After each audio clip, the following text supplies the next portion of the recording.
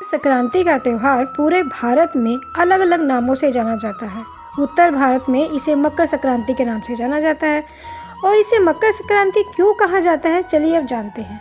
पौष मास में जब सूर्य धनु राशि को छोड़कर मकर राशि में प्रवेश करता है तब यह मकर संक्रांति का पर्व कहलाता है। किंतु संक्रांति तो हर महीने आती है, पर मकर संक्रांति इतनी विशेष क्यों है, इसके पीछे भी कुछ कारण है। चलिए जानते हैं इसके पीछे के कुछ तथ्यों के बारे में। स्कंद पुराण के अनुसार सूर्यदेव का विवाह दक्ष कन्या संध्या अर्थात संज्ञा के साथ हुआ था। समय के साथ साथ इनकी 3 संतानें होती हैं। एक मृत्यु के देवता यमराज जी, यमुना जी और वैवत्सव। किंतु सूर्यदेव जी का प्रकाश और तेज संध्या देवी जी को अब और सहन नहीं हो पा रहा था। इसीलिए सूर्यदेव जी के इस तेज और प्रकाश को सहन करने के लिए उन्होंने तपस्या करने का निर्णय लिया और अपनी जगह अपनी छाया को वहां छोड़ दिया। इसके बाद सूर्यदेव और छाया देवी के भी 3 संतानें हुई, शनि, मनु और भद्रा। किंतु शनिदेव जी का वर्ण सूर्यदेव जी के समान नहीं था। इसीलिए सूर्यदेव जी को लगा कि शनिदेव उनके पुत्र नहीं है। इसीलिए सूर्यदेव ने शनिदेव का अपमान किया।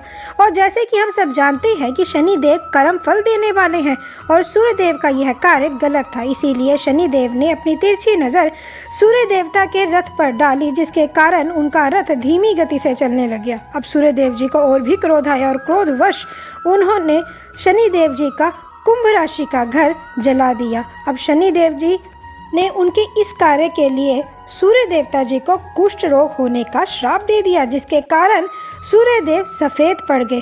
अब यह सब घटना जब यमराज जी को पता चली तो उन्होंने सूर्यदेव जी के कुष्ठ के निवारण का प्रयास किया और शनिदेव जी उन्हीं के पुत्र हैं। यह तथ्य का सारा वृत्तांत भगवान सूर्यदेव जी को समझाया। अब सूर्यदेव जी को अपने पुत्र शनिदेव जी को मनाने के लिए उनके दूसरे घर मकर राशि में गए और शनिदेव जी ने भी अपने पिता का स्वागत काले तिलों से किया और उनका पूजन भी उन्हीं तिलों से किया, क्योंकि सूर्यदेव जी के तेज से उनका सब कुछ जल चुका था सिवाय कि काले तिल के। इसीलिए उन्होंने काले तिलों से ही अपने पिता सूर्यदेव का पूजन किया। जिस दिन यह घटना घटी उस दिन मकर संक्रांति का था। यही कारण है कि मकर संक्रांति इतनी विशेष है। दूसरे तथ्य के अनुसार जैसे हर माह के 2 पक्ष होते हैं, उसी प्रकार हर वर्ष भी 2 आयानों में बटा है, एक दक्षिणायन और दूसरा उत्तरायण। कहते हैं कि दक्षिणायन देवताओं की रात्रि है और दूसरा उत्तरायण सुबह और दिन होता है। उत्तरायण में शुभ कार्य अधिक फल देता है और मुक्ति के द्वार भी उत्तरायण में ही खुलते हैं। यही सब कारण है कि मकर संक्रांति इतनी विशेष है। आशा करते हैं आपको हमारी दी गई जानकारी पसंद आई होगी। ऐसी ही रोचक जानकारी के लिए हमारा चैनल सब्सक्राइब करें, लाइक करें, शेयर करें। धन्यवाद।